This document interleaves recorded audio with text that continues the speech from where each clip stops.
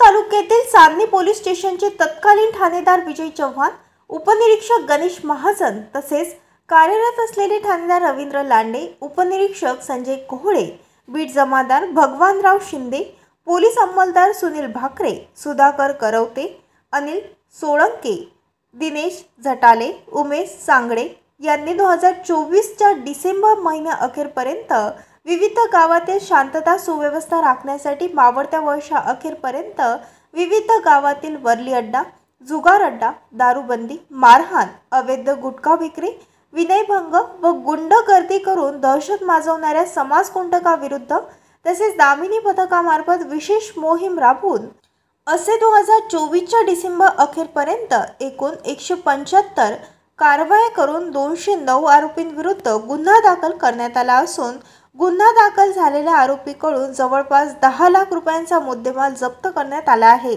वर्षभरात केलेल्या कारवाया जिल्हा पोलीस अधीक्षक बच्चन सिंग, अप्पर पोलीस अधीक्षक अभय डोंगरे, बाळापूरचे उपविभागीय पोलीस अधिकारी गजानन पडखन यांच्या मार्गदर्शनात करण्यात आल्या आहेत।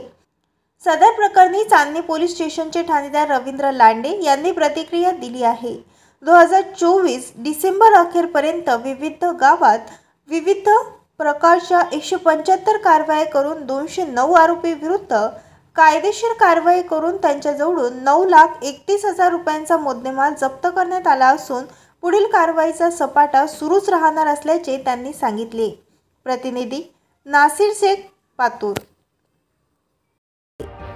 ताज्या बातम्या आणि घडामोडी बघण्यासाठी महाराष्ट्र मेल या चॅनलला लाईक आणि सबस्क्राईब नक्कीच करा।